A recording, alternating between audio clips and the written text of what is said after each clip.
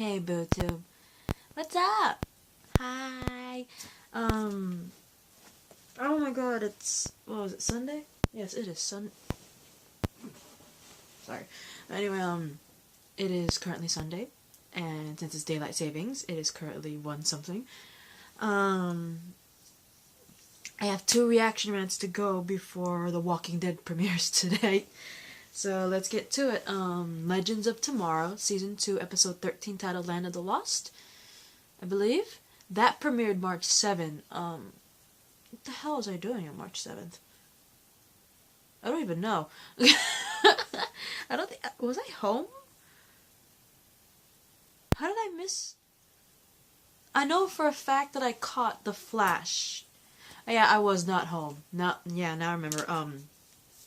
I was not home. I was able to catch The Flash from where I was, because I was with friends. I was able to catch The Flash, but I unfortunately wasn't able to catch Legends. But anyway, from what we saw in the last episode, Rip does get captured, but judging by what we saw in the last episode, when he talked to Gideon, it seems Gideon is on his side. And we get more into that because Rip pretty much issues an override order to Gideon to activate the Wave Rider's self-destruct sequence. But the team, they managed to reboot Gideon and stop that said self-destruct sequence. So good job, team. Very, very proud. You know what? I feel plain without a hat on. Hang on. You guys are gonna get the exterminate moment. There you go. Haha. Beanie status. Anyway, if I remember correctly, they managed to crash land in a dino area. I think it was a Cretaceous period? Was it Cretaceous? I could never pronounce that properly, and I'm not much of a dino expert, but I believe it's called Cretaceous period, and they crash land in it. And Ray, Amaya, and Nate, they venture out to recover a lost engine part that apparently disappeared somewhere in the Cretaceous period when they crash landed. And the rest of the team are trying to find out a way to not only fix Rip's mind, but try to find the location of the final piece of the spear, which is apparently with Commander Steel. Because remember, in the last episode, we found out that the JSA, remember, hang on, wait. One member of the JSA got killed by Reverse Flash. Amaya went with the Legends, and then there was still one member left who did not go on the mission with the rest of the team because I forgot what the reason was, but he didn't go with the rest of the team and they seemingly vanished, right? Turns out those 3 went with Rip to pretty much find the Spear of Destiny. They broke into 3 pieces, and Rip gave it, but not 3, 4 pieces. Each of the 3 JSA members got 1 piece and was scattered through time while Rip had the 4th piece. And, what you call it? One of them was already killed. I think it was it Dr. Midnight? I'm not sure if it was Dr. Midnight, but I know one JSA member unfortunately was killed. Stargirl was found in the King Arthur era. She was not killed, but decided to stay behind because she was in love with King Arthur. And Rip's piece is obviously with the bad guys, which leaves apparently Commander Steel being the last JSA member with the final piece of the spear. So Mick suggested that they use the Time Master method on Rip to try to find the location of Commander Steel and, of course, the spear. And if you guys don't know what Mick's talking about, he's talking about the method that the Time Masters used on Mick. Remember, the Time Masters pretty much brainwashed Mick into becoming one of their little puppets? And so he thinks that method will help us travel inside Rip's mind and, you know, find the location of Commander Steel in that piece. And so, Sarah and Jax pretty much volunteer to travel inside Rip's mind, and they encounter a lot of evil from Rip's past, including evil versions of themselves, right? They also encounter Gideon in a human form, and a poor trapped Rip Hunter. As that's happening, Ray, Nate, and Amaya manage to retrieve the engine part, with Amaya using her abilities to pretty much stop a dinosaur. Because apparently, where they are is apparently a place where Ray has been trapped before. If you guys remember, I forgot what episode that was, but there was an episode where I think it was in the last season, where Rip and the others had to leave some of the members of the Legends behind. It was like Sarah, Ray, Hot Girl. I forgot who else was left behind, but a few of them were left behind. And they stayed in those time periods. And no, not that one. Oh shoot, no. My bad. Scratch that. This is when Rip first scattered everybody. And Mick was the only one left on the ship with Rip. Apparently one of the place that they sent Rip sent Ray, right before, you know, the whole Kaplooey and Rip disappeared, he sent Ray apparently to the Cretaceous period. And Ray, he knows this area. And apparently the reason why a dinosaur is attacking them is because I think Ray might have stolen a dinosaur egg and ate it or something. I don't know, but he stole something from this dinosaur while he was there in the Cretaceous period. But obviously the dinosaur was still pissed at Ray and recognizes Ray probably from sense of smell or something. But yeah, attacking the three, and Amaya stops the dinosaur using her abilities. And they retrieve the engine part, and Nate and Amaya, they start developing mutual feelings for each other. Unfortunately, Ray advises against this. He talks to Nate. I think personally he talks to Nate because I believe Ray does know for a fact, you know, Amaya has a granddaughter, and we all know who this is. It's Mari McCabe, because remember, we first saw Mari McCabe in the CW Seed animated series titled Vixen, and we all know that Mari McCabe in the comics is in fact the modern day Vixen, and Amaya is actually the grandmother in the comics.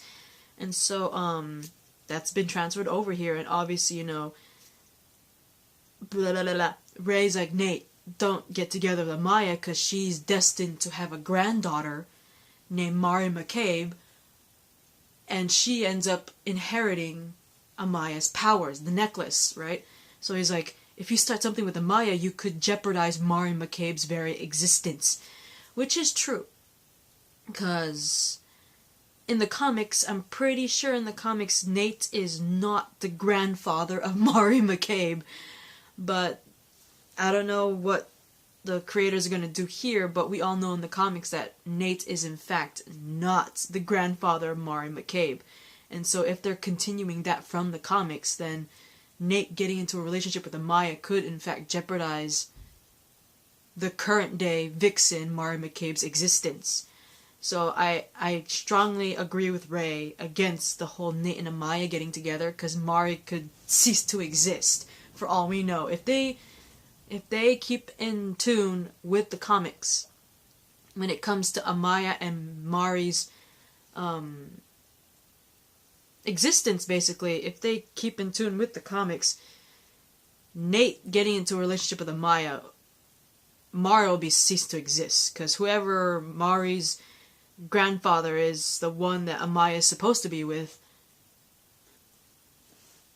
I'm just saying, I agree completely with Ray's advice against Nate and Amaya's relationship, because I really like Mari McCabe.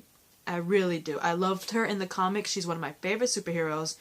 I loved when she was brought into the Justice League Unlimited animated cartoon. And I loved her in the CW animated series Vixen. And I loved when she made her first live-action appearance on Arrow. I loved her there. And the person that made the first live-action appearance on Arrow, same lady who voiced her in the CW Seed animated. So I absolutely love Mari McCabe, and I don't want her to not exist. So Nate better back off Amaya. I'm just saying. Anyway, Sarah Jackson Gideon especially Sarah, they managed to, buck up Rip, because, he was all, like, scared, trapped, and all that stuff, and Sarah's able to get through him. They're able to free Rip's consciousness before Jax and Sarah return to reality. Because, I don't remember what happened, but something was pretty much, happening in Rip's mind, and Sarah and Jax had to return reality before they get trapped in Rip's head. So before that happened, though, they were able to free Rip's consciousness before Sarah and Jax had to do like an emergency exit out of Rip's mind, otherwise they're gonna get trapped in there, right?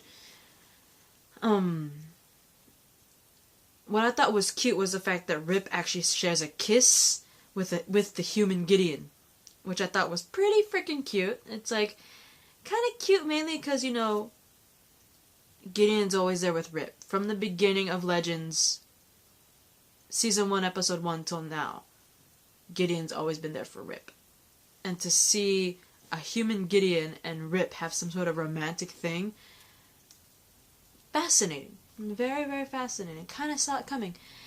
So yeah, he shares a kiss with the human Gideon before returning to reality, memories and all, and reassumes his role as Captain Rip Hunter. And he also informs the team that he does know the location of Commander Steel and the last remaining Spear of Destiny piece. So,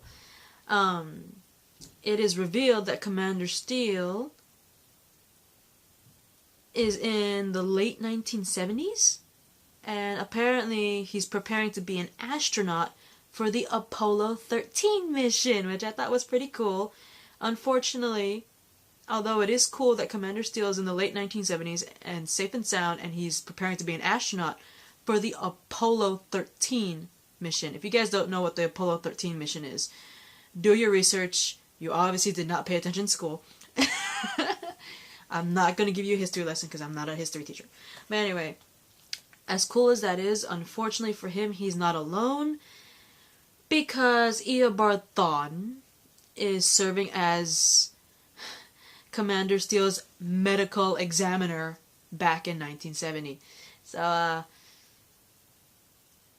he's not alone, and he's obviously not safe, because someone who's serving as his medical examiner is someone that could kill him by just vibrating his hand and sticking it up his friggin' body, right? So it's like, oh, don't kill Commander Steel, especially before, before Nate can be born. It's like, Nate will cease to exist if Commander Steel dies too early before, Commander Steel needs to get married, have kids, and then his kids will have kids, and then Nate will be born. Don't kill Commander Steel before that ever happens. He'll cease to exist. As much as I don't want Nate getting involved with Amaya and interrupting Mari McCabe's existence, I kind of don't want him to cease to exist either if Commander Steel gets killed. That would suck. He's pretty funny. I like him as a character, I just don't like him with Amaya. That's all. Don't kill him off before he's even a thought by killing Commander Steel. This is gonna be bad. I really don't want Commander Steel to die. That's all I gotta say. But anyway, this was a cute episode. I liked it. Interesting dynamic with Rey, Nate, and Amaya. I liked the teamwork between Sarah and Jax, especially, encountering the evils in Rip's past, including fighting evil versions of themselves. I thought that was pretty cool, having evil doppelgangers. Gideon in human form, pretty damn hot, not gonna lie. And, I actually know about the Cretaceous period. That's actually one of the periods that I actually remember, so it was pretty cool seeing that. Hearing Apollo 13 was pretty freaking cool too, so I like this episode, despite the fact that, to me, it's kind of like a filler. Not really, but it seemed like a filler. Because, it had nothing to do... We didn't see any, piece of the spear in this one, so that's why I call it a filler. But anyway, that's my reaction to Legends of Tomorrow, Season 2, Episode 13, titled Land of the Lost, and I'll see you for Supergirl. Peace.